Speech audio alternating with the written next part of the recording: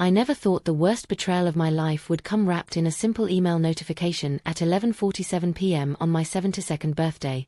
Before I tell you what happened next, let me know in the comments where you're watching this from, because what I'm about to share with you happened right here in America, in a family that looked perfect from the outside. And if you've ever felt forgotten by the people who should love you most, you're going to want to hear every word of this story. My name is Eleanor Whitmore, though my friends used to call me Ellie before I realized how few real friends I actually had. I spent 43 years building a pharmaceutical empire alongside my late husband Richard, turning a small family pharmacy into a multimillion-dollar company that now operates in 12 states. But money, as I learned that cold February night, can't buy you the one thing you want most when you're staring down the barrel of old age: genuine love from your own children. That birthday started like any other day in my sprawling colonial home in Connecticut. The house Richard and I bought in 1978 when our son Marcus was just 6 years old, back when we still believed that success and comfort would naturally create a happy family. The marble floors still echoed with memories of birthday parties past. Marcus blowing out candles, his daughter Sophia taking her first steps right there in the foyer, Christmas mornings filled with laughter and wrapping paper scattered like confetti. I woke up that morning with the foolish optimism that only comes with age and selective memory. Surely, I thought, someone would remember. Marcus lived just 20 minutes away in his McMansion that I'd helped him buy. My daughter-in-law Vanessa, despite our complicated relationship, had always been good about organizing family gatherings. And Sophia, my precious granddaughter who just turned 16. She wouldn't forget her grandmother's birthday, would she? The morning slipped into afternoon. My phone remained silent except for a few automated birthday wishes from credit card companies and my dentist's office. I kept checking to make sure the ringer was on, that maybe I'd missed something. By 3 o'clock, I was making excuses for them. Marcus was probably planning something special. Vanessa was likely coordinating with him. Teenagers are busy. Sophia had school and friends and that whole world that seems so much more important than grandmothers when you're 16. But here's what you need to understand about hope. It's the cruelest emotion God ever gave us. It keeps you holding on long past the point where dignity should make you let go. I spent the entire day cooking Marcus's favorite meal, just in case. Beef Wellington, the way Richard used to make it for special occasions. My arthritis screamed with every fold of the pastry, but I kept thinking about the surprise on Marcus's face when he walked through that door. I set the dining room table for 4 with the good china, the spode Christmas pattern we'd collected piece by piece during our early marriage years. 6 o'clock came and went. 7. 8. The beef Wellington grew cold in the oven, and I finally admitted to myself what my heart had known since noon. They weren't coming. That's when I made the decision that would change everything. I walked upstairs to Richard's old study, sat down at the mahogany desk where he used to pay bills and plan our future, and I wrote them an email. Not angry, not accusatory, just honest. Raw. The kind of honesty that strips away all pretense and shows people exactly who you are in your most vulnerable moment. The subject line was simple: my 72nd birthday today. The message was shorter than it should have been for something that would destroy a family. I told them how I'd spent the day cooking and hoping. How I understood everyone was busy, but that it hurt to be forgotten completely. I mentioned that I wasn't getting any younger, and that these moments, birthdays, holidays, ordinary Sundays, were becoming more precious to me as I had fewer of them left. I ended with what I thought was a gentle request: I love you all so much. Could we maybe plan something for next weekend? I miss my family. I hit send at 11:31 p.m. and went to bed believing that tomorrow would bring apologies and explanations. Maybe they'd been planning a surprise party for the weekend. Maybe there had been some emergency I didn't know about. Maybe, just maybe, I still mattered to the people I'd given everything for. The response came while I was having my morning coffee, scrolling through emails and secretly hoping for birthday wishes from distant relatives or old friends. But there, at the top of my inbox, was a reply from Marcus. My heart actually skipped. You know that feeling when you see a message from someone you love, that little flutter of excitement? I opened it expecting an apology, an explanation, maybe even an invitation to brunch. Instead, I got a knife to the heart. Mom, we need space from you. Please stop disturbing us with your emails about birthdays and family gatherings. Vanessa and I have talked about this, and we think it's best if we take a break from these constant guilt trips. We're busy building our own life and don't need the added pressure of managing your emotional needs. Please respect our boundaries. I read it 3 times before the words actually penetrated. Then I scrolled down and saw something that made my blood turn to ice water in my veins. Vanessa had liked the email. Not just read it, liked it. That little thumbs up icon that meant she approved of my son telling his mother to stop disturbing them with her love. If you've been following my story and feeling that familiar ache of family betrayal, please hit that subscribe button, because what I did next changed not just my life, but theirs too. And if you think you know how this ends, trust me, you don't. I sat there in my empty kitchen, surrounded by the birthday decorations I'd put up for myself like some pathetic old woman playing pretend, and I felt something shift deep inside my chest. It wasn't just hurt anymore, though the hurt was there, sharp and clean like a blade between my ribs. It was something else. Something colder. For 4 to 6 years, I'd been the family's safety net. When Marcus wanted to go to that expensive private college, who co-signed the loans? When he couldn't find a job after graduation, who supported him for 2 years? When he wanted to marry Vanessa and buy that house they couldn't afford, who gifted them the down payment? When Sophia needed braces, private school tuition, dance classes, summer camps, who made all of that possible? Every family vacation, every Christmas gift, every emergency expense that somehow became my responsibility. I'd been so busy giving them everything that I forgot to make sure they valued anything, including me. But here's what they didn't know as they high-fived each other over breakfast, probably laughing about how they'd finally told the old lady to back off. Here's what they'd forgotten in their rush to push me out of their lives. The family money, all of it, was still in my name. The trust fund that had been supporting Marcus's lifestyle for the past 12 years. I was the sole trustee. The monthly allowance that let Vanessa shop at Nordstrom and get those expensive highlights. That came from accounts I controlled. The college fund we'd been building for Sophia, now worth over $400,000. Every penny of it required my signature to access. Even their house, that beautiful colonial they thought they owned, had been purchased with a family loan that legally belonged to the Whitmore Family Trust. A trust with very specific clauses about beneficiary behavior and respect for family unity. They wanted space from me. They wanted to treat my love like it was harassment. They wanted to exclude the woman who'd made their comfortable lives possible. Fine. They were about to learn exactly what that space would cost them. I finished my coffee, walked back upstairs to Richard's study, and opened my laptop again. But this time, I wasn't writing emails about missed birthdays or hurt feelings. I was accessing bank accounts, trust documents, and legal contracts that hadn't been touched in years. What I discovered over the next 3 hours would have been almost funny if it weren't so perfectly, devastatingly ironic. In their eagerness to distance themselves from me, Marcus and Vanessa had forgotten one crucial detail about their financial independence. They didn't have any. The manila folders were exactly where Richard had left them 8 years ago, organized with the methodical precision of a man who'd built an empire from nothing. Family financial documentation, read the label in his careful handwriting, and as I pulled them from the fireproof safe behind his portrait, I felt his presence in the room like a gentle hand on my shoulder. Richard would have never let it get this far. He'd seen through Vanessa's act from the beginning, the way she'd smile at me with her mouth but never her eyes, how she'd redirect every conversation away from our family history and toward her immediate wants. That girl sees dollar signs when she looks at Marcus, he'd whispered to me after their engagement party. Mark my words, Ellie. She's not marrying our son, she's marrying our bank account. I defended her back then, accused him of being too harsh, too suspicious. Now, spreading those documents across his desk like pieces of a puzzle I was finally ready to solve, I realized he'd been trying to protect not just our money, but our family itself. The first folder contained what I'd expected. The Whitmore Family Trust documents, established in 1987 when our pharmaceutical patents started generating serious wealth. Richard had insisted on specific clauses back then, provisions I'd thought were unnecessarily controlling at the time. Now they read like prophecy. Beneficiaries must demonstrate ongoing respect for family unity and the trustee's emotional well-being, read Section 4.2.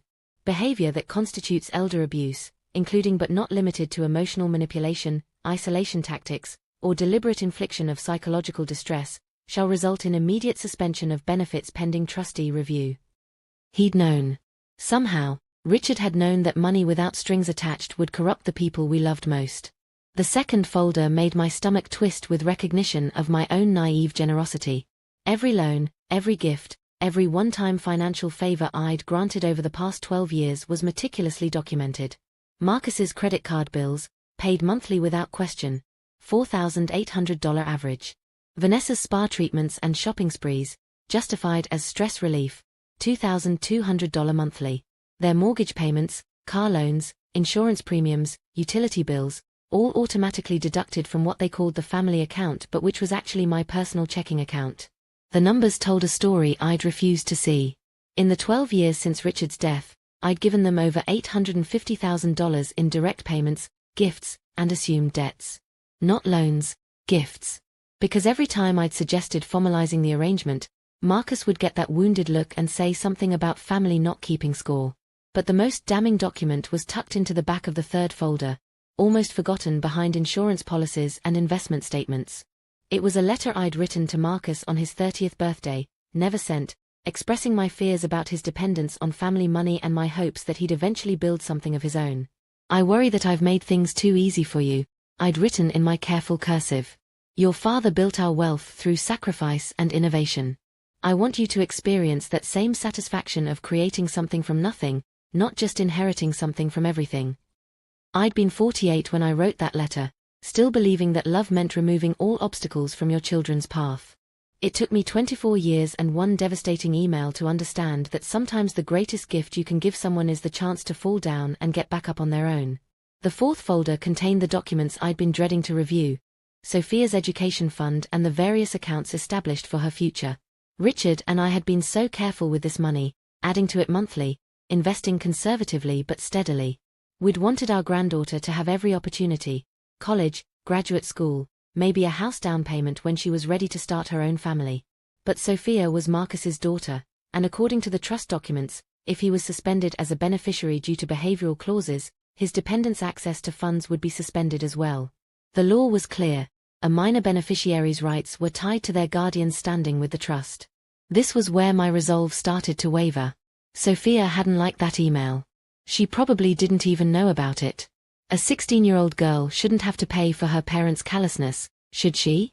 But then I remembered something that made my heart sink even further. Sophia had been at their house when I sent that birthday email. I knew because I'd seen her post Instagram stories from their kitchen that very night. Something about family movie night with heart emojis and popcorn pictures. She'd been 20 feet away from her father when he read my message about spending my birthday alone. She'd watched him type that cruel response, maybe even helped him craft it. And she'd said nothing. Done nothing. Apparently felt nothing. When did my sweet granddaughter become someone who could watch her grandmother be dismissed and feel nothing? The answer was in the fifth folder. Years of bank statements showing deposits into a checking account I'd opened for Sophia when she turned 13. Grandmother's gift money, I'd called it, depositing $200 monthly for her to spend on clothes, movies, whatever teenage girls needed to feel special. But looking at the withdrawal patterns now, I saw something that broke my heart all over again. The money wasn't being spent on teenage fun. It was being transferred, monthly, into Vanessa's account. Every dollar I'd meant as a special bond between grandmother and granddaughter was being absorbed into their household budget like everything else. Sophia hadn't been receiving my gifts at all. She'd been unknowingly used as a conduit for more family money, another pipeline from the bottomless well of grandmother Eleanor's resources. How long had they been stealing from their own daughter's gift account? How many times had Sophia asked for something and been told they couldn't afford it, while money meant for her was paying for her mother's manicures? The rage that filled me then wasn't the hot, explosive kind that makes people throw things and scream. It was cold, calculating anger that felt like clarity, like surgery, like Richard's voice whispering from beyond, "Now you see them for who they really are." I pulled out the sixth and final folder, knowing what I'd find but needing to see it with my own eyes.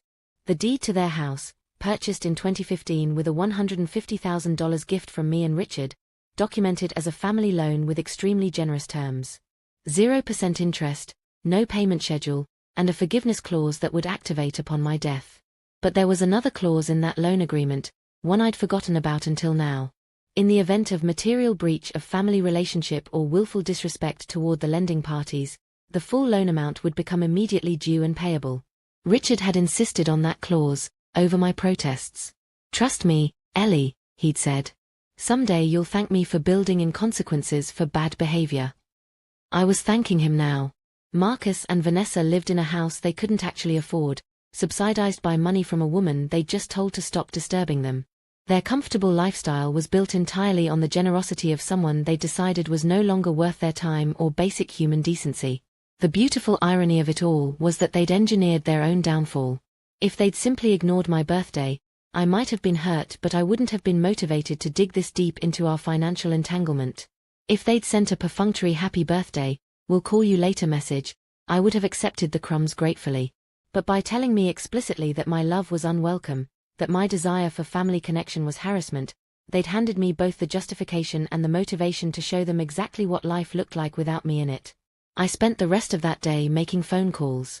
First to Harold Peterman, the family attorney who'd handled Richard's estate and helped us structure the trust. Then to Jennifer Wu at First National Bank, where all the various accounts were held. Finally, to David Morrison, my financial advisor, who would help me understand the tax implications of what I was about to do. Each conversation ended the same way. Mrs. Whitmore, are you absolutely certain about this? These actions would be very difficult to reverse. I was certain. More certain than I'd been about anything since Richard's death. But I wasn't quite ready to pull the trigger yet. There was something I needed to do first, a test that would either vindicate my decision or prove that I'd misunderstood the depths of their selfishness. That evening, I sent one more email. This one wasn't to Marcus. It was to Sophia, sent directly to the account I'd set up for her when she got her first iPhone. The message was simple. Hi sweetheart. I hope you're doing well in school. I was wondering if you might want to have lunch with me this weekend, just the two of us? I miss our grandmother-granddaughter time together. Let me know what works for your schedule. Love, Grandma. If she responded with love, with excitement about seeing me, with any indication that the 16-year-old girl I remembered was still in there somewhere, then maybe I'd reconsider. Maybe the problem was just with Marcus and Vanessa, and Sophia was as much a victim of their poison as I was. But if she ignored me, or worse, if she responded with the same cold dismissal that her father had shown, then I'd know that the rot had spread through my entire family tree, and it was time to cut out the diseased branches entirely. The response came 3 hours later. Not from Sophia. From Vanessa. Eleanor. Sophia showed me your message. We've decided it's best if she doesn't engage with you right now while we're working through these family boundary issues. Please respect our decision as her parents. Further attempts to contact her directly will be considered harassment. They were using my granddaughter as a weapon now, turning a child into a shield for their own cowardice. That's when I knew there was no going back. The next morning dawned grey and bitter cold, the kind of February day in Connecticut that makes you question why anyone ever chose to live this far north. But I felt energized in a way I hadn't experienced since Richard's death, the sharp focus that comes when you finally stop hoping for something better and start planning for something definitive. I'd spent the night going through old photo albums, and the story they told was even more devastating than the financial documents. Christmas mornings where Marcus opened expensive gifts with barely a thank you while Vanessa catalogued each one on her phone, probably calculating the total value. Sophia's birthday parties where I was always the one organizing, cooking, cleaning up while her parents supervised from lawn chairs with cocktails. But what struck me most were the pictures from the past 3 years. In the older albums, Marcus would put his arm around me, smile genuinely for family photos, include me in conversations. But starting around 2020, something had changed. Suddenly I was positioned at the edge of group shots, clearly added as an afterthought. My son's body language had shifted from warm to tolerant to barely present. When had I become the embarrassing old lady they had to endure rather than the mother who'd earned their love? The answer was there in a photo from Sophia's 14th birthday party. I was bent over the kitchen sink washing dishes while everyone else relaxed on the deck, and Marcus was in the background talking animatedly to Vanessa's sister, completely oblivious to my work. His posture, his expression, he looked like a man who'd grown accustomed to invisible servants. That's what I'd become. The invisible woman who made their lives possible while staying carefully out of their way. My phone rang at exactly 9 a.m. Harold Peterman, punctual as always. Eleanor, I've reviewed the trust documents overnight, and I have to ask you one more time. Are you prepared for the legal and emotional consequences of what you're proposing? Harold had been Richard's law school roommate before becoming our attorney, which meant he'd known me for over 40 years. He'd seen me through Richard's death, helped me navigate the complexities of inheriting a business empire, and guided me through every major financial decision since. If anyone had the right to question my judgment, it was him. Harold, Let me ask you something, I said, settling into Richard's desk chair with my morning coffee. If your children told you that your love was harassment and that they needed space from you, what would you do? There was a long pause. I'd probably want to know why they felt that way. I spent 4 to 6 years showing them why they should feel differently. At what point does continued giving become enabling? At what point does unconditional love become conditional stupidity? Another pause. Then, in a different tone, what exactly do you want to do? I want to activate the behavioral clauses in the family trust. I want to call in the house loan immediately. I want to close all the accounts that have been supplementing their lifestyle. And I want to transfer Sophia's education fund into a restricted account that can only be accessed with her academic transcripts and my written approval for each expenditure. Eleanor. Harold's voice carried 40 years of friendship and professional concern. That would effectively cut them off completely. Marcus has no independent income. Vanessa hasn't worked since Sophia was born. You'd be putting them in an impossible financial position. No, I corrected him. I'd be putting them in the same position that 90% of American families manage just fine, supporting themselves with their own labor and resources. But Harold wasn't finished. And Sophia? She's a minor. You'd be affecting her college prospects, her opportunities. This was the part that had kept me awake most of the night. Her education fund will still be there, but with proper oversight. No more money disappearing into her mother's shopping budget. And frankly, maybe it's time Sophia learned that privileges come with responsibilities, including the responsibility to treat family members with basic human decency. All right, Harold said finally. If you're certain, I can begin the paperwork today. But Eleanor, once this starts, there's no undoing it quietly. They'll fight this, probably publicly. Are you prepared for that? I looked around Richard's study, at the photos of our early years together when we were building something meaningful, when family meant sacrifice for each other rather than sacrifice by one person for everyone else's comfort. Harold, they declared war on me when they decided my love was harassment. I'm just finally choosing to fight back. The paperwork took most of the day. Harold's office had to coordinate with the bank, the trust administrators, and the property management company that handled their mortgage payments. Each phone call, each signature, each notarized document felt like taking back a piece of myself that I'd given away too cheaply. But the hardest part came that evening when I had to write the letter that would accompany all the legal notifications. This wasn't about revenge, not entirely. It was about consequences. About teaching my family what they'd actually lost when they decided I was expendable. Dear Marcus, Vanessa, and Sophia, I began, then stopped. No. This wasn't a family letter anymore. This was a business communication. Dear Marcus and Vanessa, I started again. By now you will have received formal notifications from our attorney regarding the suspension of your trust benefits and the acceleration of your property loan. I want you to understand that these actions weren't taken in anger, but in response to your clearly stated desire for space from me and my disturbing communications. You told me that my love was harassment, that my desire for family connection was unwelcome pressure, and that you needed boundaries from my emotional needs. I'm giving you exactly what you asked for, complete independence from the woman whose emotions you find so burdensome. Effective immediately. Your monthly stipend has been suspended indefinitely. All automatic bill payments from family accounts have been stopped. The house loan is due in full within 30 days. Sophia's education fund has been restructured with oversight requirements. I realize this may come as a shock, as you've grown accustomed to my financial support without the accompanying emotional connection that usually comes with family generosity. Unfortunately, I've learned that money without relationship breeds entitlement rather than gratitude. When you're ready to rebuild our family with mutual respect and genuine affection, not financial convenience, my door remains open. But there will be no more blank checks, literal or emotional, until you demonstrate that you value the woman behind the wallet. Love, despite everything. Mom. I printed the letter on my personal stationery, the cream-colored paper with Eleanor Whitmore embossed at the top that Richard had given me for our 25th anniversary. Then I sealed it in a matching envelope and drove it to their house myself. Their driveway looked exactly the same as it had 1,000 times before, Vanessa's white BMW SUV parked next to Marcus's Tesla, both vehicles financed through family accounts they'd never seen the statements for. The landscaping I'd paid for last spring was dormant but well-maintained, and I could see warm light glowing from the windows of the house that existed only because of my generosity. I didn't ring the doorbell. I simply placed the envelope between the storm door and the main door where they'd be sure to find it, then sat in my car for a few minutes, looking at this life I'd created for them. Everything they owned, everything they enjoyed, every comfort they took for granted, I'd made it all possible. And in return, they'd decided that my presence in their lives was an unwelcome burden. The irony was so perfect it was almost poetic.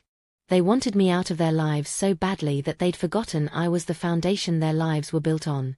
Removing me didn't just mean losing family dinners and birthday obligations, it meant losing everything. As I drove away, I wondered how long it would take them to read the letter. How long it would take for the reality to sink in. How long before panic set in as they realized that their comfortable, subsidized lifestyle was about to collapse around them. But mostly, I wondered if this would finally make them understand what they'd lost when they decided that loving me was too much work. My phone was already ringing before I got home. The call was from Marcus, of course. I let it go to voicemail while I poured myself a glass of the Malbec that Richard and I used to share on quiet evenings, back when family meant something more than obligation and inconvenience. When I finally listened to the message 20 minutes later, his voice was tight with barely controlled panic. "Mom, what the hell is this letter about? Call me back immediately. We need to talk about this ridiculous overreaction." Ridiculous overreaction. Even in crisis, he couldn't acknowledge that my feelings had any validity. The phone rang 6 more times over the next hour. I ignored each call, instead settling into Richard's leather armchair with my laptop and a sense of purpose I hadn't felt in years. If you've stayed with me this far in my story, you probably understand what it feels like to reach that moment when you realize you've been giving everything to people who appreciate nothing. If this resonates with you, please subscribe, because what happened next changed not just my life, but showed me the true depths of my family's selfishness. I needed to document everything carefully, not just for legal purposes, but because I had a feeling I'd need evidence of exactly how far they were willing to go to maintain their comfortable lifestyle. So I opened a new folder on my laptop and began saving screenshots of everything: phone logs, text messages, voicemails, even their social media posts. The 8th call came at nearly midnight. This time it was Vanessa, her voice syrupy with the fake concern she'd perfected over the years. "Eleanor, honey, I think there's been some kind of misunderstanding about that email Marcus sent. You know how men are, they're not good with emotional communication. He didn't mean it the way it sounded. Can we please talk about this before you make any decisions you might regret?" Before I make decisions I might regret. As if protecting myself from their abuse was something I should feel guilty about. But I wasn't ready to talk to them yet. Let them spend a few sleepless nights wondering how they were going to pay their mortgage when the automatic transfers stopped. Let them experience just a taste of the anxiety I'd lived with for months, wondering why my own family found me so easy to dismiss. The next morning brought a different kind of communication, a long, rambling text message from Marcus that managed to be simultaneously apologetic and entitled. "Mom, I know you're upset about my email, but you have to understand that Vanessa and I are under a lot of stress right now. My job situation is uncertain, Sophia's been having some behavioral issues at school, and we're just trying to protect our little family unit. When you send those emotional emails about birthdays and family gatherings, it adds pressure we can't handle right now. I know you love us, but love isn't always convenient timing. Can we please work something out? I'm sure we can find a compromise that works for everyone." A compromise that works for everyone. Translation: a way for them to keep my money while avoiding the inconvenience of actually including me in their lives. But it was what came next that showed me exactly how deep their corruption went. 3 hours later, I received an email that made my blood run cold. It wasn't from Marcus or Vanessa this time. It was from Sophia, sent from her school email account. "Grandma Eleanor, my parents showed me the letter you sent. I don't understand why you're punishing me for something between you and Dad. I've been counting on my college fund for Stanford. I've worked really hard for my grades and I deserve that money. It's not fair to take away my future just because you're mad at my parents. I thought you loved me enough to want me to succeed. Please don't let your fight with Dad ruin my whole life." I stared at that email for a long time, reading it over and over, looking for any trace of the little girl who used to climb into my lap and beg for just one more story. But all I could see was calculated manipulation, emotional blackmail dressed up as teenage vulnerability. She deserved that money. Money I'd saved penny by penny, investment by investment, for 16 years. Money that had mysteriously been disappearing into her mother's accounts without her knowledge. And the final line, I thought you loved me enough, was pure Vanessa. I'd heard that exact phrasing from my daughter-in-law a dozen times over the years, always right before she asked for something expensive. They were using their child as an emotional weapon now, coaching a 16-year-old to manipulate her grandmother's love and guilt.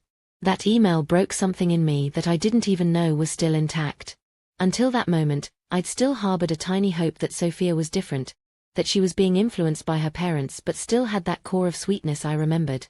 Reading her words that had clearly been crafted by adults who knew exactly which buttons to push, I realized that the corruption was complete. My family hadn't just dismissed me. They'd weaponized a child against me. But if they wanted to play emotional warfare, I had advantages they'd forgotten about. I'd been managing their lives, their finances, their very existence for so long that I knew things they'd probably forgotten I knew. I opened my laptop and began typing the email that would change everything. Subject: My 72nd birthday today. Dear Marcus, Vanessa, and Sophia. Yesterday was my birthday. I spent the day cooking your favorite meals and hoping you might remember, might call, might show up. I spent the evening alone, wondering when I became so forgettable to the people I love most in this world. I'm not asking for parties or expensive gifts. I'm asking for basic acknowledgement that I exist, that I matter, that the woman who has spent the last 12 years making your comfortable lives possible deserves at least the courtesy of a phone call on the day she was born. I'm 72 years old. I won't have many more birthdays. Is it really too much to ask that my own family remember them? I love you all desperately. I miss the closeness we used to have. I would give anything to feel like I'm part of your family again instead of just the woman who pays for it. Please tell me there's still room in your hearts for me. Love always. Mom, Grandma Eleanor. I saved the email as a draft but didn't send it. Not yet. Because this was the email I should have sent originally.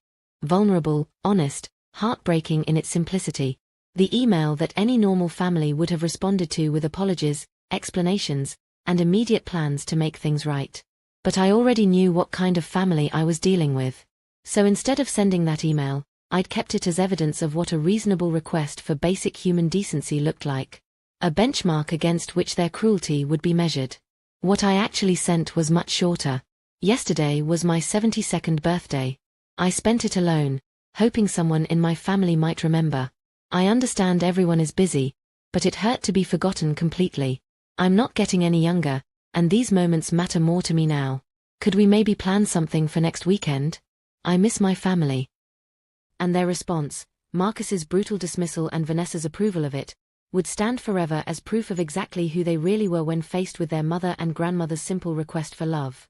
Now I had something even more powerful than legal documents and financial leverage. I had a paper trail that showed the world exactly how my family treated me when I asked for nothing more than basic kindness.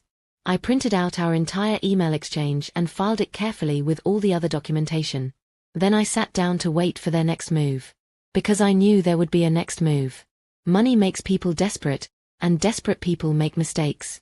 They'd already shown me that they were willing to use their daughter as a weapon.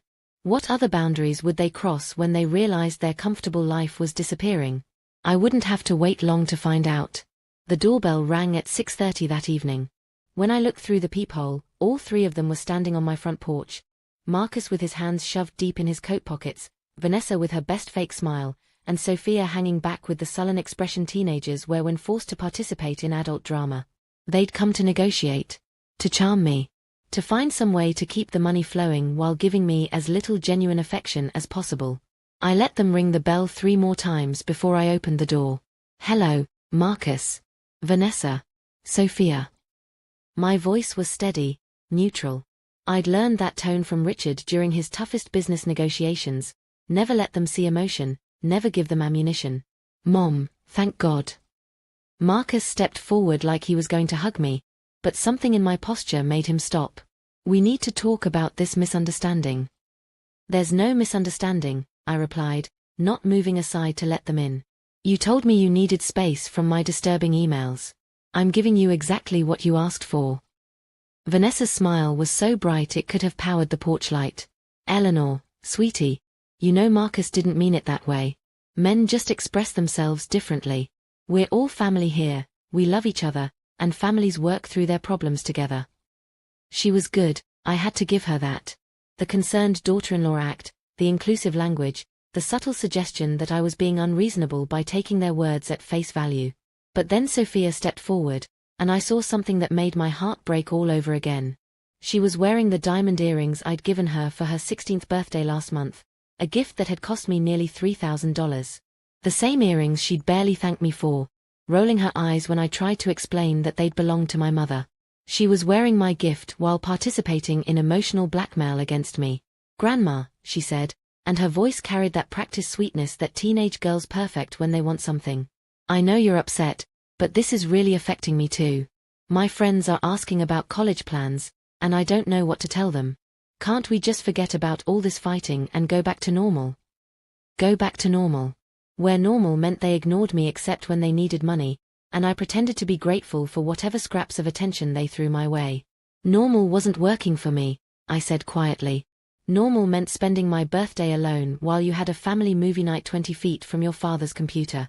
Normal meant watching my son tell me that my love is harassment while my daughter-in-law liked the message. Normal meant discovering that my granddaughter's gift money has been stolen for years to pay for her mother's shopping sprees. The mask slipped from Vanessa's face for just a moment, a flash of genuine surprise that I knew about the account transfers.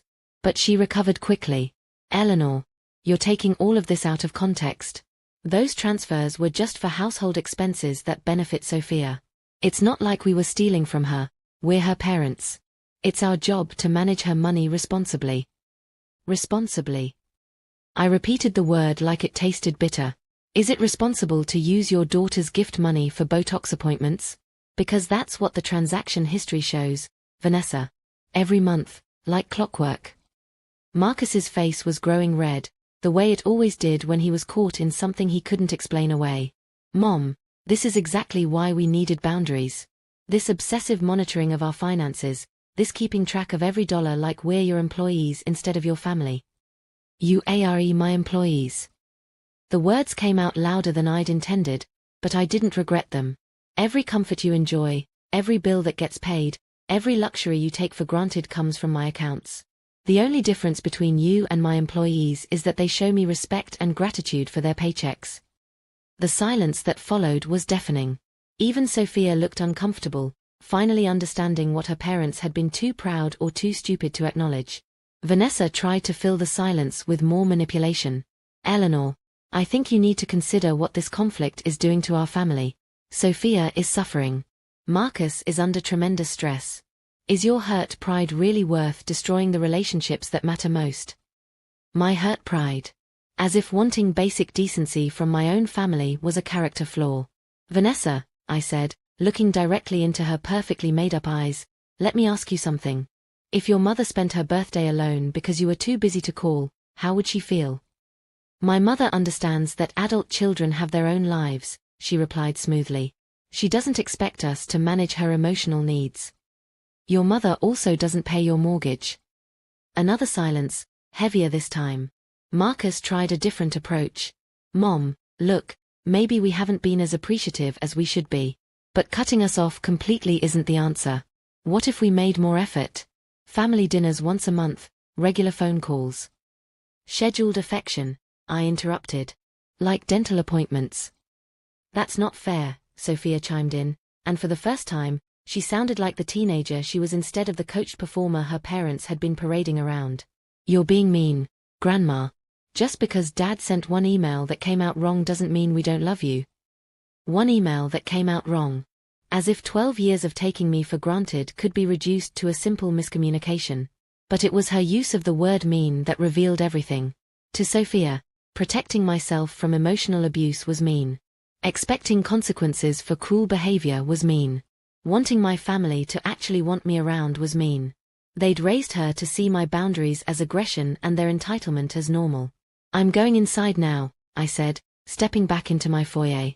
"When you're ready to apologize for real, not because you need money, but because you understand why what you did was wrong, you know where to find me." "Mom, wait." Marcus started forward, but I was already closing the door. I stood in my entryway for a long time, listening to their muffled conversation on the other side. I heard Vanessa's sharp whisper, Marcus's frustrated responses, Sophia's whining complaints. Then car doors slamming and engines starting. They were gone, but they'd be back. Because people don't give up on hundreds of thousands of dollars without a fight. And I was ready for whatever came next. The next 3 days were the quietest my house had been since Richard's death, and for the first time in years, the silence felt peaceful instead of lonely. I woke up when I wanted to, ate what I pleased, watched old movies without checking my phone every 5 minutes to see if they'd reached out. But I wasn't naive enough to think the peace would last. Harold called Tuesday morning with an update on their legal maneuvering. "They've hired Patricia Brennan," he said, and I could hear the concern in his voice. "She specializes in family trust disputes. This suggests they're planning to challenge your authority as trustee." Patricia Brennan. I knew the name. She'd made headlines 3 years ago representing a pharmaceutical heiress whose children had tried to have her declared incompetent when she cut them off financially. The case had been ugly, public, and ultimately unsuccessful. What are they claiming? The usual. Diminished capacity due to grief and age, undue influence from unnamed parties, actions not in the best interests of the beneficiaries. Standard boilerplate when adult children want to keep their allowances. And Sophia. Harold's pause told me everything. They're requesting immediate reinstatement of her education fund access, claiming that your actions constitute financial abuse of a minor. Financial abuse. They were accusing me of abusing my granddaughter by refusing to let them steal her college money. "Harold, I need you to prepare something for me," I said, settling into Richard's chair with my morning coffee. "I want a complete forensic audit of every account, every transfer, every expenditure related to this family over the past 5 years. If they want to play legal games, I want them to explain under oath where every penny of my money went." "Eleanor, that's going to be expensive and time-consuming." "I don't care. They want to paint me as an unstable old woman acting irrationally? Fine. Let's show the court exactly how rationally I've been supporting their irrational lifestyle." After hanging up, I decided it was time to do something I'd been avoiding for too long. Really look at my life without them in it. Not the money, not the legal battles, but the actual day-to-day existence of Eleanor Whitmore when she wasn't constantly worried about managing her family's emotional needs. The realization hit me like a physical blow. I didn't know who that person was anymore. For 12 years, every decision I'd made had been filtered through a single question.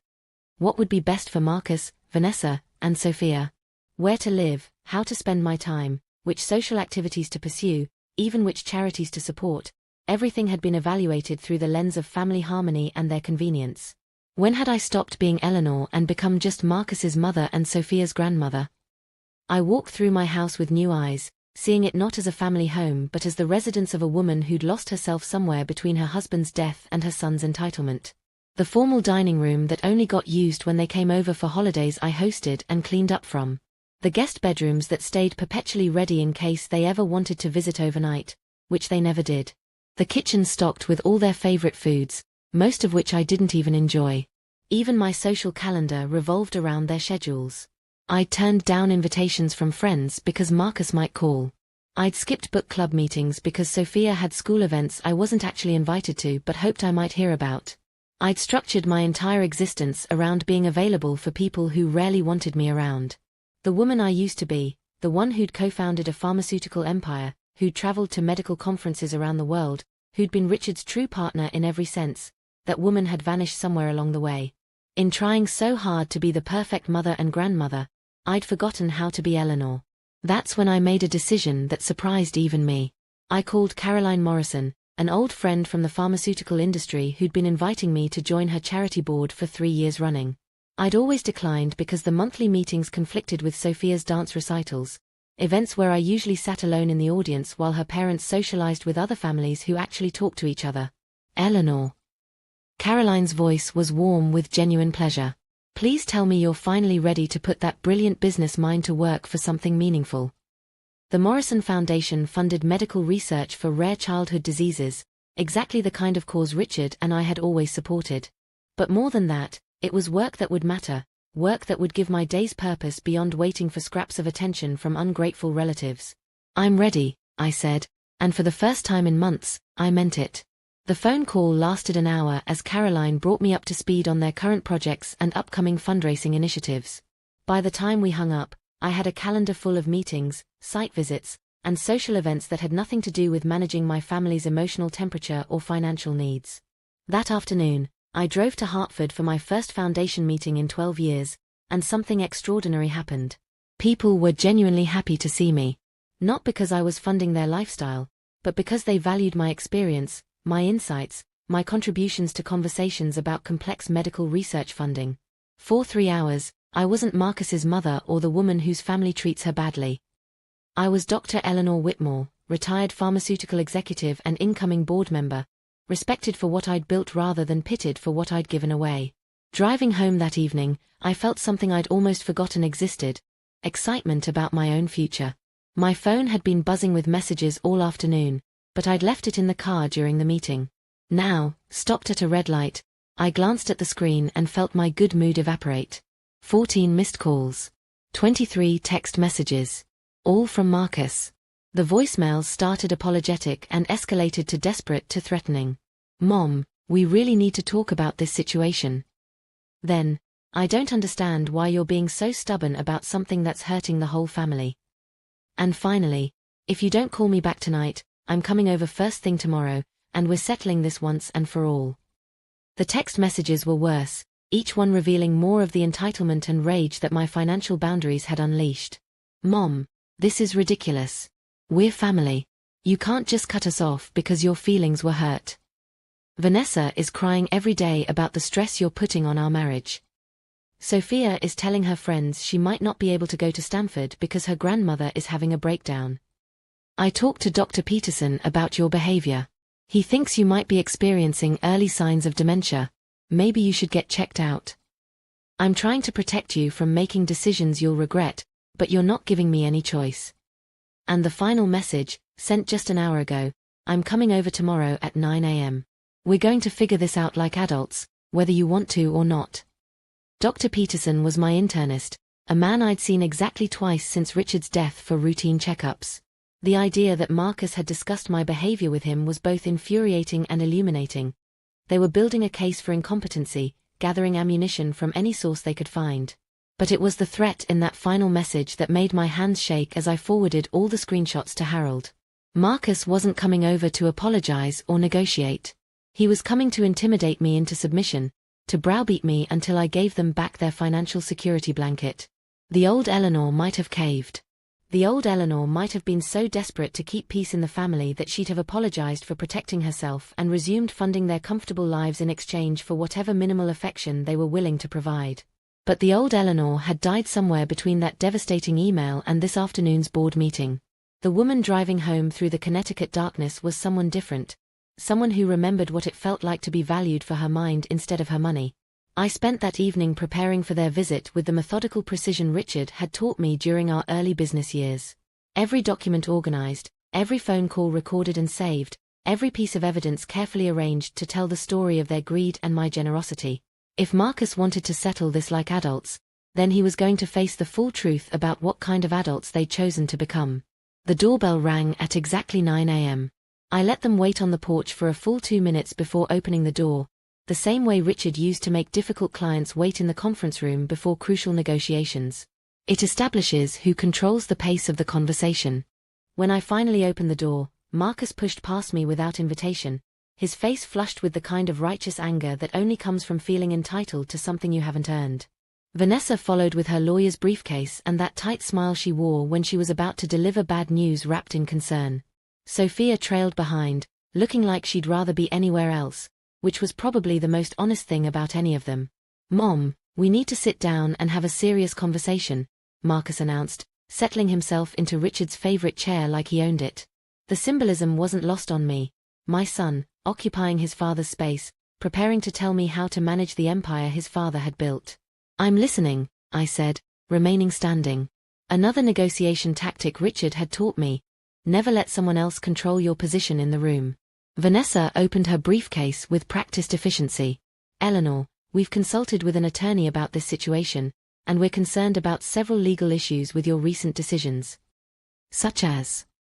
"Primarily, the way you've handled Sophia's education fund constitutes financial abuse of a minor," she said, sliding a document across the coffee table. "Our lawyer believes we have grounds for a petition to have you removed as trustee if you continue to restrict her access to money that was designated for her benefit." I picked up the document and skimmed it quickly. It was exactly what Harold had warned me about, a formal letter threatening legal action unless I reinstated their access to all family funds within 30 days. This is interesting, I said, setting the paper down without showing any reaction. Tell me, Vanessa, how much of Sophia's designated money has actually been used for Sophia's benefit over the past 3 years? All of it, she replied without hesitation. Everything we've spent has been for her education, her activities, her future. Including your monthly spa treatments. The silence that followed was so complete I could hear the grandfather clock ticking in the hallway. Vanessa's composure cracked just slightly. I don't know what you're implying. I'm not implying anything. I'm stating facts. I walked to Richard's desk and retrieved the folder I'd prepared. Bank records showing monthly transfers of $200 from Sophia's gift account to your personal checking account. Credit card statements showing charges to Serenity Day Spa on the same dates. Would you like to explain to your lawyer how using a minor's gift money for your beauty treatments benefits her education? Marcus shifted uncomfortably in his father's chair. Mom, you're nitpicking. Vanessa takes care of our whole household. With my money, I interrupted. Money you told me you didn't want to be disturbed about anymore. That's not what I meant, and you know it, Marcus snapped, his carefully practiced calm finally cracking. I meant we needed space from your emotional manipulation, not your financial support. Emotional manipulation. This was a new one, even for him. Explain to me how asking my family to remember my birthday constitutes emotional manipulation. You don't just ask, Mom. You guilt trip. You send these pathetic emails about being lonely and forgotten, and then you act hurt when we don't respond exactly the way you want us to. It's exhausting. Pathetic emails. My request for basic acknowledgement on my birthday was pathetic. Sophia, I said, turning to my granddaughter, who'd been silent throughout this exchange. Do you think it's pathetic for a grandmother to want her family to remember her birthday? Sophia looked trapped between her parents and me, clearly uncomfortable with being put on the spot. I don't think it's pathetic. But I also think maybe everyone's overreacting a little bit. How am I overreacting? By taking away my college money because you're mad at Dad and Mom. That's not fair to me. There it was, the same sense of entitlement, dressed up as teenage logic. The money wasn't something I'd worked 43 years to save and invest. It wasn't a gift I was choosing to give. It was hers by right, and any conditions I placed on it were unfair. Sophia, how much do you think college costs? She shrugged. I don't know. A lot. Stanford, where you want to go, costs about $80,000 a year. How much do you think your college fund is worth? Another shrug. Enough, I guess. It's worth $412,000. Do you know how that money was accumulated? You and Grandpa saved it, she said, clearly not understanding where I was going with this. We saved it by living below our means, investing carefully, and sacrificing luxuries we wanted so you could have opportunities we never had. Do you think there should be any expectations attached to a gift of that magnitude? Like what? Like treating the people who saved it with basic respect and gratitude. Vanessa jumped back into the conversation. Eleanor, you can't attach emotional conditions to money you've already designated for Sophia's education. That's not how trust funds work. Actually, that's exactly how trust funds work, I replied. Especially trust funds with behavioral clauses specifically designed to prevent entitled beneficiaries from taking family generosity for granted. I pulled out another document and placed it on the coffee table. This is the original trust agreement your husband signed when Sophia was born, Vanessa. Section 4.2 clearly states that access to educational funds can be suspended if the beneficiary or their guardians demonstrate willful disrespect toward the trustees or actions that undermine family unity. Marcus finally stood up, his face now fully red with anger. This is insane, Mom. You're holding our finances hostage because your feelings were hurt. Do you realize how that makes you look? How does it make me look, Marcus? Like a bitter old woman who uses money to control people because she can't inspire affection naturally. The words hit like a physical blow, but I kept my expression neutral. This was what I'd suspected he really thought of me, but hearing it spoken aloud was still devastating. And how do you look? I asked quietly. A 48-year-old man with no savings, no independent income, and no way to support his family without his mother's money. demanding that she fund his lifestyle while treating her like an inconvenience. I have a job.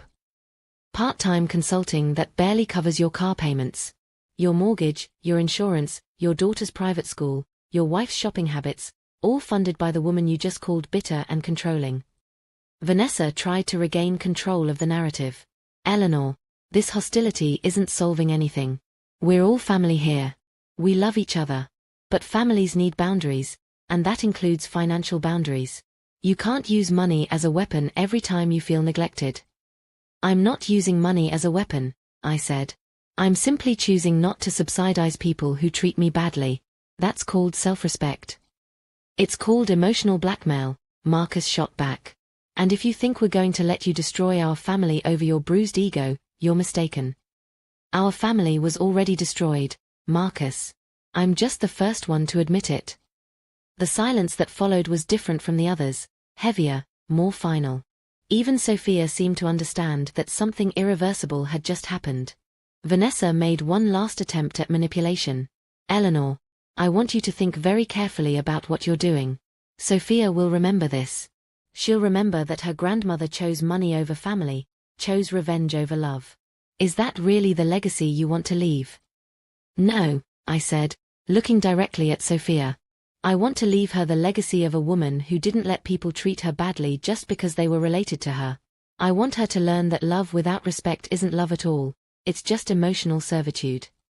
Marcus grabbed the legal document from the coffee table and shoved it into his jacket pocket. Fine. If that's how you want it, that's how we'll play it.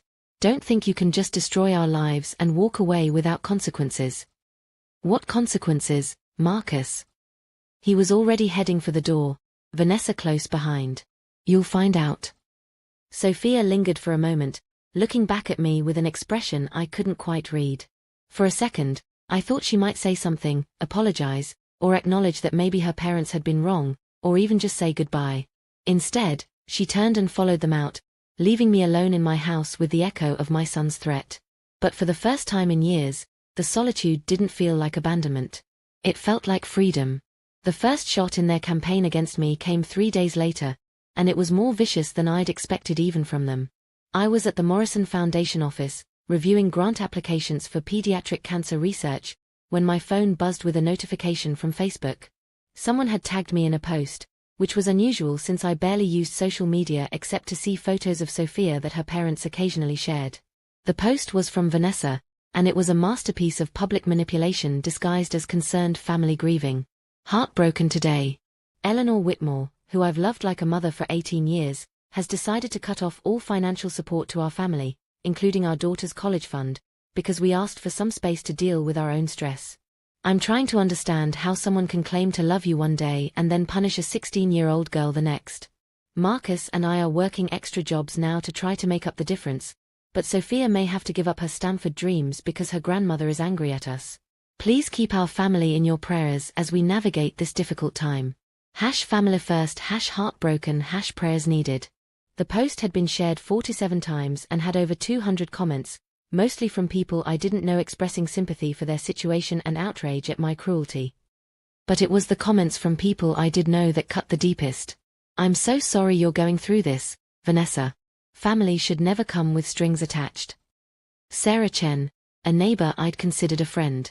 Praying for you all. It's so sad when older people become bitter and use money to hurt the ones they're supposed to love. Maria Santos, someone I'd served with on the hospital charity board. This is why I worry about what happens to people when they get old and isolated. Eleanor used to be such a sweet woman. Janet Fletcher, Richard's former business partner's wife. They were painting me as a villain in my own story, using social media to rewrite history and make themselves the victims. And it was working. My phone started ringing almost immediately. The first call was from Father Mackenzie at St. Margaret's, where I'd been a parishioner for 35 years. Eleanor, I saw Vanessa's post on Facebook, and I wanted to reach out. I know family conflicts can be incredibly painful, especially when they involve financial disagreements. Would you like to come in and talk about this? Sometimes an outside perspective can help us see solutions we might have missed. Even my priest was assuming I was the problem. The second call was from Dr. Peterson's office, asking me to schedule an appointment for a routine follow-up regarding some family concerns that were brought to the doctor's attention. They were building their incompetency case methodically, using my own community against me. But the call that truly shook me came from Harold, and his voice was grim. "Eleanor, we have a problem. Patricia Brennan has filed an emergency petition claiming you're experiencing a psychological crisis and making irrational financial decisions that endanger a minor's welfare. They're requesting immediate court-supervised access to Sophia's education fund and a psychological evaluation to determine your fitness as trustee." Based on what evidence? Vanessa's social media post is part of it, along with statements from Marcus about your recent erratic behavior and testimony from people who've observed changes in your demeanor since Richard's death. What people? Your internist, apparently, and several members of your social circle who've expressed concern about your isolation and emotional state. I sank into Richard's chair, overwhelmed by the realization of how thoroughly they'd orchestrated this attack. While I'd been focused on legal documents and financial records, they'd been building a narrative that painted me as an unstable elderly woman whose grief had warped her judgment. Harold, what are my chances if this goes to court? Honestly, not great. Family court judges are very protective of minors' interests, and the optics here are terrible. A wealthy grandmother cutting off a teenager's college fund looks like emotional abuse, regardless of the underlying family dynamics. Even with evidence of their financial manipulation. Even with that, the court's primary concern will be Sophia's welfare, not the family's financial ethics. That evening, I did something I hadn't done since Richard's death. I poured myself 3 glasses of wine and sat on our back deck, looking out over the garden we'd planted together, and let myself feel the full weight of what was happening. They were going to win.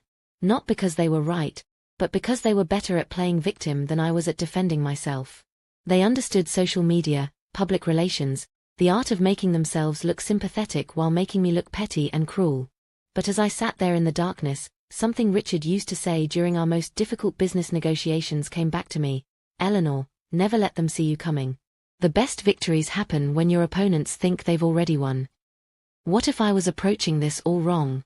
What if instead of defending myself against their attacks, I went on the offensive? What if I stopped trying to protect our family's privacy and started telling the whole truth, publicly, with documentation? They wanted to play the social media game? Fine.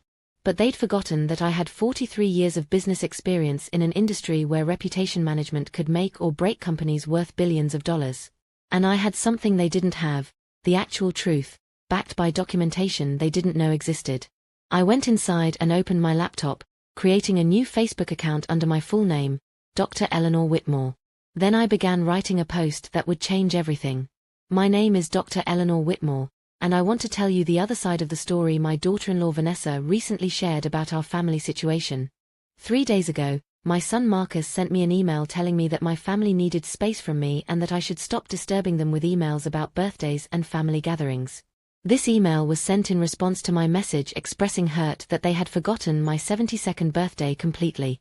What Vanessa's post doesn't mention is that for the past 12 years, I have financially supported their family to the tune of approximately $850,000 in direct gifts, loan payments, and living expenses. Their mortgage, their car payments, their daughter's private school, their health insurance, their vacations, all funded by the woman they now claim is being cruel to them. What her post also doesn't mention is that I recently discovered Vanessa has been systematically transferring money from her daughter's gift accounts into her personal accounts to pay for spa treatments and shopping sprees. This money was specifically designated for Sophia's use, not her mother's beauty routine. I am not cutting off a child's college fund out of spite. I am protecting that fund from parents who have been stealing from their own daughter while living off their mother's generosity and treating her like an inconvenience. I have bank records, credit card statements, and email evidence documenting everything I've described here. I also have screenshots of their social media posts painting themselves as victims while they continue to live in a house I helped them buy, driving cars I helped them finance, and maintaining a lifestyle they could never afford without my support. I spent my 72nd birthday alone, cooking their favorite meals and hoping they might remember it was the day I was born. Instead, I got an email telling me my love was harassment. If wanting basic respect and gratitude from people you've sacrificed everything for makes me cruel, then I accept that label. But I will not apologize for finally standing up for myself after years of being taken for granted by people who see me as an ATM rather than a human being. The truth has documentation. Lies just have drama. I posted it at 11:47 p.m., exactly the same time I'd sent that original birthday email that had started this whole nightmare. Then I sat back and waited for the fireworks to begin. By morning, my post had been shared over 300 times and had accumulated nearly 800 comments. The tone was completely different from the responses to Vanessa's manipulation. Instead of sympathy for my family, there was outrage on my behalf and recognition from people who'd experienced similar situations. This is exactly what happened with my brother and our parents. They treated Mom like a bank and then acted shocked when she finally said no. Jennifer Walsh. Elder abuse comes in many forms. Financial and emotional manipulation is abuse, regardless of whether the perpetrators are family members. Dr. Michael Rodriguez. As someone who works in estate planning, I see this constantly. Adult children who mistake their parents' generosity for obligation and then throw tantrums when boundaries are established. Patricia Vance, attorney. But it was the comment from someone I hadn't expected to hear from that stopped me cold. Mrs. Whitmore, this is Rebecca Chen from Channel 8 News. We would like to interview you about elder financial abuse and how families can prevent these situations. Your story highlights an important issue that affects many Connecticut families. Please contact me at the number below if you're interested. Local news wanted to interview me. This wasn't just a family dispute anymore. It was becoming a public conversation about elder abuse and financial manipulation within families. My phone was ringing before I'd finished reading all the comments. It was Harold, and he sounded almost frantic. Eleanor, what have you done? Patricia Brennan is threatening to sue you for defamation on top of everything else. She says you've publicly humiliated her clients with false accusations. False accusations? I interrupted. Harold, everything in that post is documented. Do they really want to challenge the truth of bank records and credit card statements in open court? There was a pause. That's actually a very good point. If they sue you for defamation, they'd have to prove your statements were false, which would require them to produce their own financial records. Records that would show exactly what I've described. Eleanor, you might have just changed the entire dynamic of this case. They can't claim defamation without opening themselves up to discovery of all the financial documents they probably hoped to keep private. But the best part of my post going viral wasn't the legal implications. It was watching the community that had been so quick to judge me based on Vanessa's manipulation suddenly see the full picture. Father Mackenzie called to apologize for assuming I was at fault. Eleanor, I should have known better than to take a social media post at face value. Would you like to meet for coffee this week? Not to mediate, just to talk. Sarah Chen, my neighbor who'd publicly supported Vanessa, sent a private message apologizing for her comment and sharing her own story about family members who'd taken advantage of her parents' generosity. But it was the call from Rebecca Chen at Channel 8 that convinced me I was on the right path. Dr. Whitmore, your story is resonating with a lot of people in our community. We've received dozens of calls from viewers sharing similar experiences. Would you be willing to do an interview about elder financial abuse and how families can establish healthy boundaries around money? An hour later, I was sitting in my living room across from a professional news crew, telling my story to thousands of Connecticut residents. But this time, I wasn't defending myself. I was educating others about the warning signs of family financial abuse. The hardest part, I told Rebecca Chen as the cameras rolled, is recognizing that love without respect isn't really love at all. When someone only values you for what you can provide financially, that's not a family relationship, that's exploitation. Rebecca leaned forward, her expression genuinely interested. What would you say to other seniors who might be experiencing similar situations with their adult children? I'd say that setting boundaries isn't cruel, and requiring gratitude isn't unreasonable. If your children only contact you when they need money, if they dismiss your emotional needs while expecting you to meet all of theirs, if they make you feel guilty for wanting basic kindness in return for your generosity, those are red flags that shouldn't be ignored. The interview aired that evening during the 6 o'clock news, and the response was immediate and overwhelming. The station's Facebook page was flooded with comments from viewers sharing their own stories of family financial abuse, and my personal post was shared another 500 times within hours. But more importantly, the public attention was having exactly the effect I'd hoped for on Marcus and Vanessa's legal strategy. Harold called as soon as the news segment ended. Eleanor, you're not going to believe this. Patricia Brennan just called requesting an emergency meeting. She wants to discuss a mutual resolution to avoid further public exposure of her client's private affairs. They want to negotiate. They want to surrender. The social media backlash has been brutal for them. Vanessa's deleted her original post, but screenshots are everywhere now, and people are not being kind about her victim act now that they know the full story. What kind of resolution is she proposing? Full withdrawal of all legal challenges in exchange for a partial restoration of Sophia's college fund access, with proper oversight to prevent future misuse. It was a victory, but not complete. They were trying to save face while keeping some access to my money. No, I said firmly. If they want to settle, here are my terms. Full public apology acknowledging their financial dependence and mistreatment of me. Complete transparency about how they've spent family money over the past 5 years. And Sophia's college fund gets restored only after she demonstrates genuine academic merit and writes me a personal letter explaining what she's learned about family, respect, and gratitude. Eleanor, those are pretty harsh terms. Harold, they tried to have me declared mentally incompetent so they could keep stealing money from their own daughter. They used social media to publicly humiliate me and turn my own community against me. They've earned harsh terms. But I wasn't done yet. Because while the legal battle was winding down in my favor, I had learned something crucial about myself during this whole ordeal. I was tired of being reactive. For too long, I'd been responding to their manipulation, their demands, their crises. It was time to be proactive about my own life. The next morning, I called Caroline Morrison with a proposal that surprised even me. Caroline, I want to establish a new foundation, one focused specifically on elder advocacy and family financial abuse prevention. I want to fund research, education programs, and legal assistance for seniors who are being manipulated by their own children. Eleanor, that's a wonderful idea, but the startup costs alone would be significant. I'm prepared to fund it with $5 million initially, with plans to grow the endowment through additional donations and fundraising. I want to turn my experience into something that helps other people avoid what I went through. There was a long pause. Eleanor, are you sure about this? That's a substantial commitment. Caroline, I've spent the last 12 years giving money to people who didn't appreciate it and didn't use it wisely. I'd rather spend the next 12 years giving money to people who will use it to help others. The Eleanor Whitmore Foundation for Elder Advocacy was officially established 3 weeks later, making headlines in both local and national media as one of the first foundations specifically dedicated to combating family financial abuse of elderly Americans. The press coverage was extensive and overwhelmingly positive, featuring interviews with social workers, attorneys, and other seniors who'd experienced similar situations. My story had become the catalyst for a larger conversation about a problem that affected thousands of families but was rarely discussed publicly. But the most satisfying part wasn't the media attention or the legal victory or even the foundation. It was the gradual realization that for the first time in years, I was excited about my future instead of just enduring it.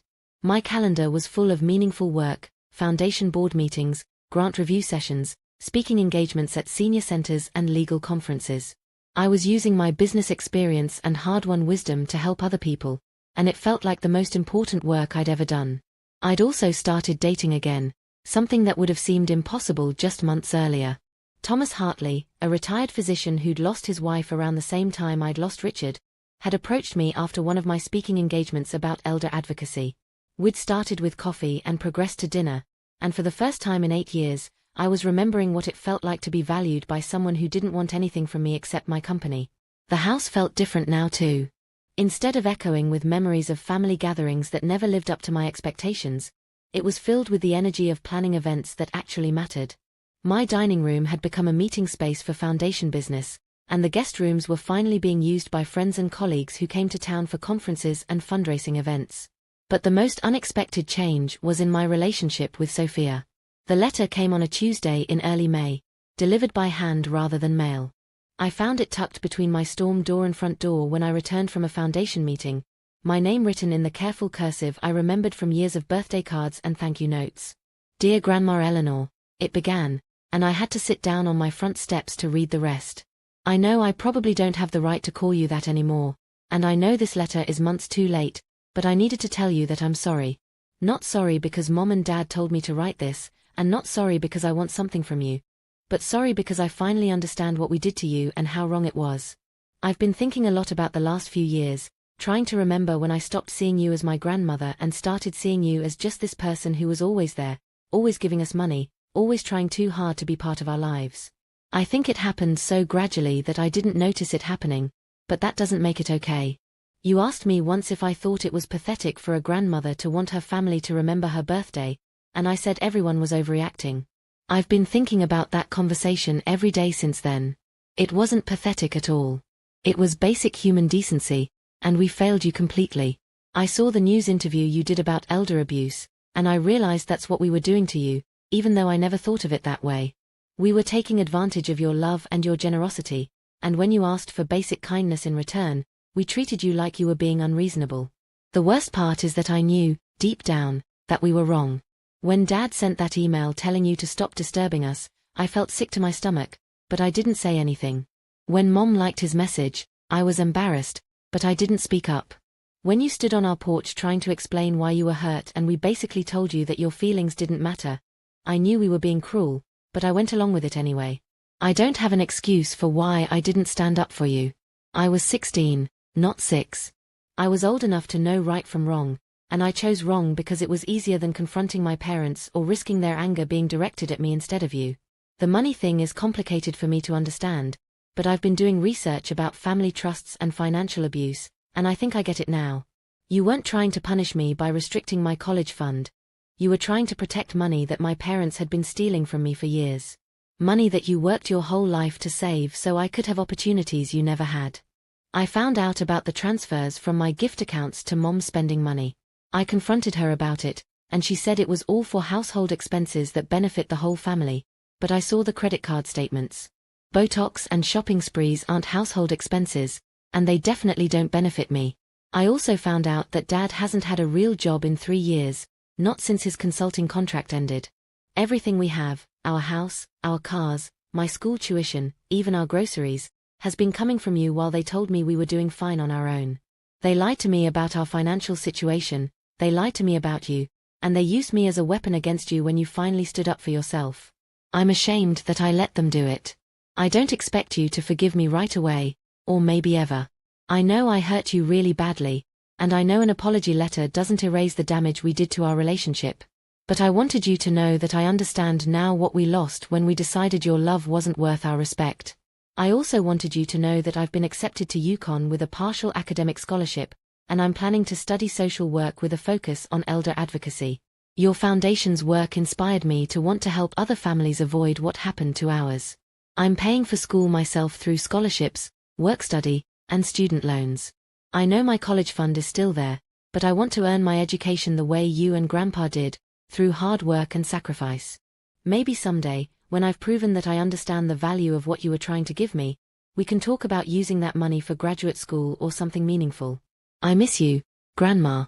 I miss the woman who used to tell me stories about building the pharmaceutical company with Grandpa.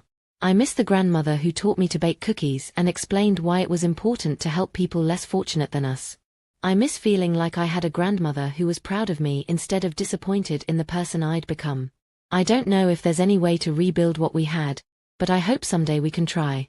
I understand if you need time, or if you've decided you're better off without us in your life.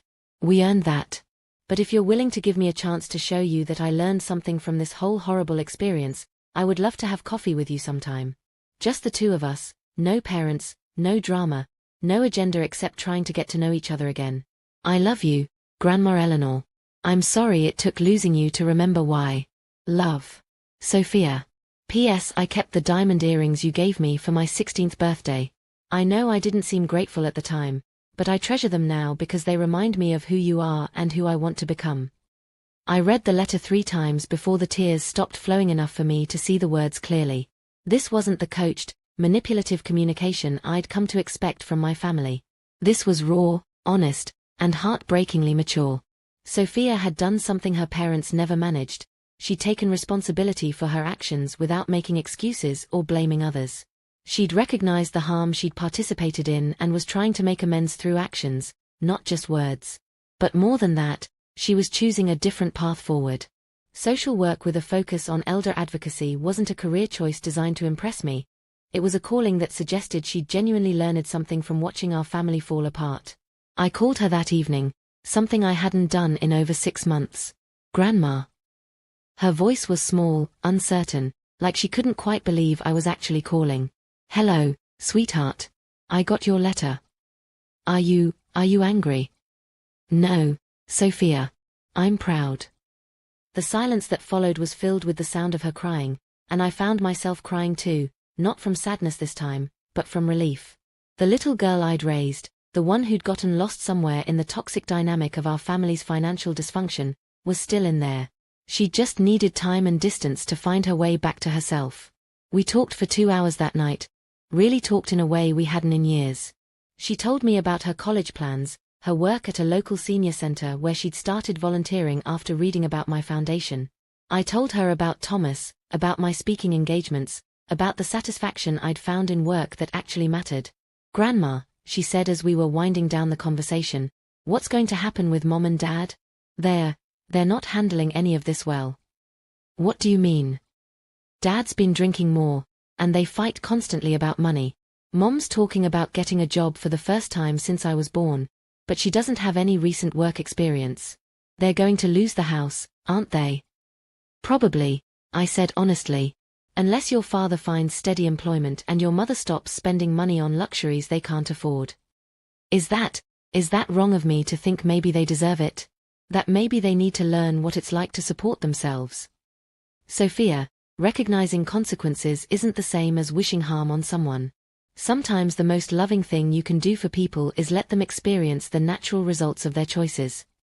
Like you did with us. Like I did with all of you. We met for coffee the following Saturday at a small cafe near Yukon, where Sophia was taking summer classes to get ahead on her degree. She looked different, more mature, more thoughtful, less like the entitled teenager I remembered and more like the young woman I'd hoped she might become. I have something for you, she said, pulling a small wrapped package from her backpack. It's not much, but I wanted to give you something I bought with my own money, not with family accounts or gift funds. Inside was a small silver picture frame engraved with "For the best grandmother in the world, love, Sophia," and containing a photo I'd never seen before. It was from her 8th birthday party, and in it, she was hugging me while I helped her blow out the candles, both of us laughing at something just outside the frame. I found this on my phone when I was looking through old pictures, she said. It reminded me of who we used to be together, before everything got so complicated with money and expectations and family drama. It's beautiful, sweetheart. Thank you. Grandma, I know this might be asking too much, but would you consider letting me be involved with your foundation somehow? Not with money. I know I need to prove myself first, but maybe as a volunteer or an intern. I want to learn about this kind of work, and I think it would help me understand what you've been through. 6 months ago, I would have said yes immediately, desperate for any sign that my granddaughter still wanted a relationship with me.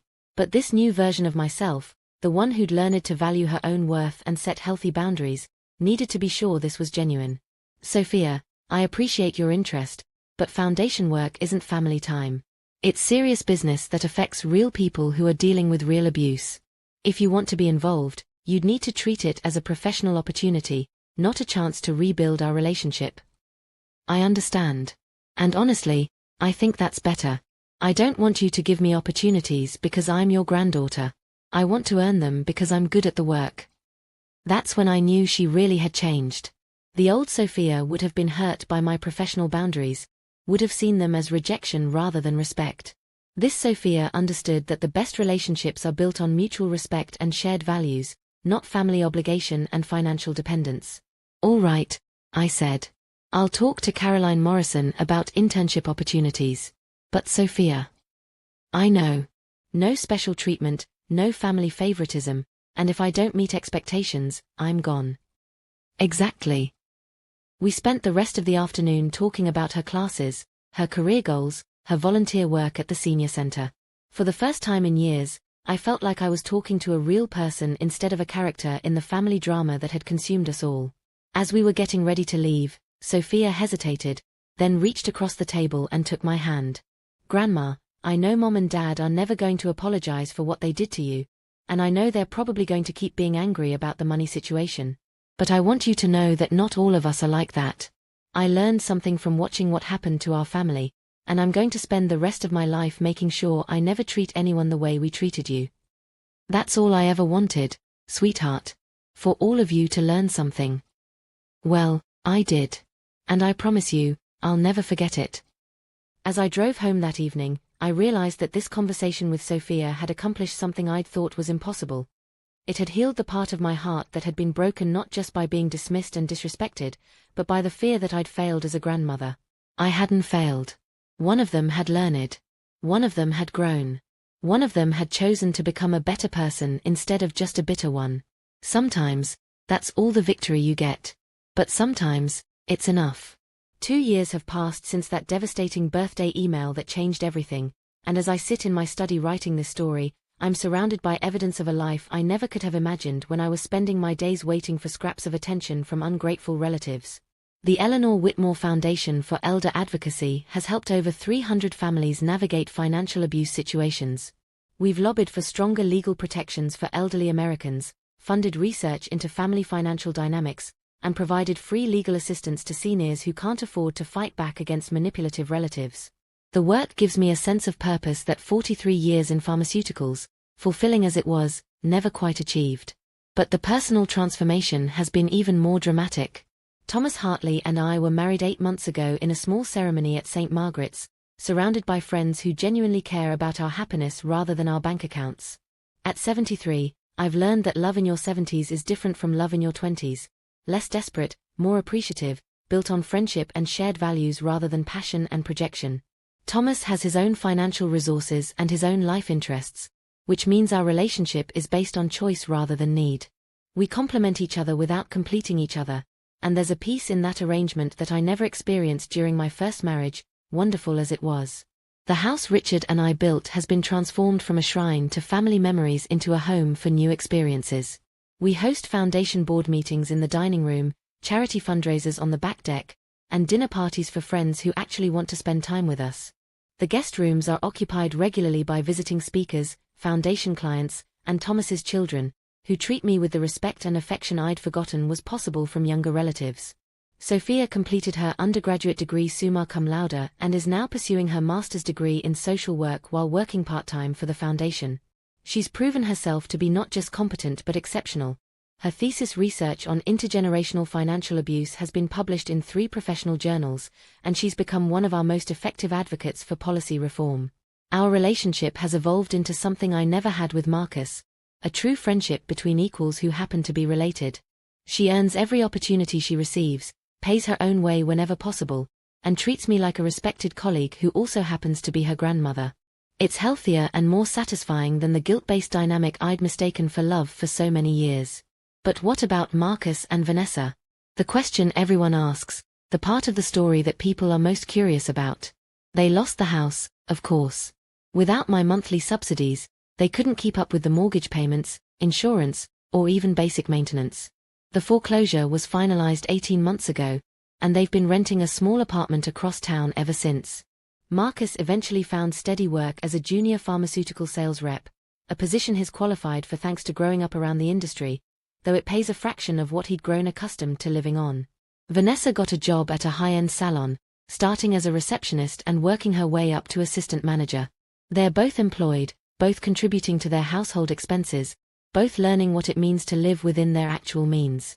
The adjustment has been difficult for them, particularly for Vanessa, who went from unlimited shopping budgets to calculating whether she could afford name-brand groceries. But according to Sophia, there have been some positive changes too. They're arguing less about money because they're finally being honest about how much they have. They're spending more time together as a family because expensive entertainment is no longer an option. Vanessa has discovered she's actually quite good at the beauty industry and is considering going back to school for cosmetology certification. They're learning to be adults at ages 49 and 47, which is embarrassing but not impossible. The relationship between us remains complicated. Marcus has never apologized for his behavior. Not really. He's made a few awkward attempts at reconciliation, but they always come with justifications for his actions and subtle hints that I should help them get back on their feet. He still sees himself as the victim in our story, punished by an unreasonable mother who withdrew support over minor slights. Vanessa, surprisingly, has shown more growth. She sent me a card last Christmas, not asking for anything, just acknowledging that she'd made mistakes and hoped someday we might be able to move forward. It wasn't a full apology, but it was a recognition that she'd played a role in our family's dysfunction. I don't hate them, which surprises people who hear this story. Hate requires an emotional investment I'm no longer willing to make. They made choices, those choices had consequences, and they're living with those consequences while I'm living with mine. The difference is that my consequences include a life full of meaningful work, genuine relationships, and hard-won self-respect. Do I miss having a son and daughter-in-law in my life? Sometimes. There are moments during family holidays or foundation celebrations when I feel the absence of the family I'd hoped we might be. But missing something you never really had is different from grieving something you lost. What I don't miss is the constant anxiety of trying to manage other people's emotions, the exhaustion of giving everything and receiving criticism in return, the loneliness of being surrounded by people who saw me as a resource rather than a person. The most important lesson I've learned is that blood relation doesn't automatically create meaningful relationships. Love without respect isn't love, it's exploitation with a pretty name. And sometimes the most loving thing you can do for people is refuse to enable their worst impulses, even if it means losing them entirely. Would I do it all again, knowing what I know now? Absolutely. Not because I wanted to punish them, but because standing up for myself after decades of being taken for granted was the first step toward becoming the person I was meant to be. To anyone listening to this story who recognizes themselves in my situation, whether you're the elderly parent being taken advantage of or the adult child who's become too comfortable with unearned support, I want you to know that it's never too late to change the dynamic. Boundaries aren't cruelty. Consequences aren't punishment. Self-respect isn't selfishness. You deserve to be valued for who you are, not what you provide. You deserve relationships built on mutual affection, not financial convenience. You deserve to be loved for your presence, not tolerated for your presence. And if the people in your life can't appreciate you without your money, then maybe it's time to find out who you are without them. I'm 74 years old now, and I've never been happier. I have work that matters, relationships that fulfill me, and most importantly, I have my own respect. The woman who spent her 72nd birthday alone, cooking for people who'd forgotten she existed, couldn't have imagined the life I'm living now. Sometimes the worst thing that happens to you is also the best thing, because it forces you to stop settling for less than you deserve. If you've stayed with me through this entire story, please know that your time wasn't wasted. Every person who understands that love requires respect, that generosity shouldn't enable selfishness, and that standing up for yourself isn't cruel. Every person who learns those lessons is someone who might avoid the pain my family went through. Subscribe if this story meant something to you. Share it if you know someone who needs to hear it. Comment with your own experiences, because I've learned that none of us are alone in these struggles, even when they happen behind closed doors in families that look perfect from the outside. And remember, it's never too late to choose yourself. Thank you for listening to my story. Thank you for caring about an old woman's journey from doormat to dignity. And thank you for understanding that sometimes the greatest act of love is refusing to be treated badly. The phone is ringing as I finish writing this, probably Thomas, calling to remind me about our dinner plans with Caroline Morrison and her husband. In a few hours, I'll be surrounded by people who chose to spend their evening with me not because they need something from me, but because they enjoy my company. At 74, I'm finally living the life I deserve. And it's beautiful.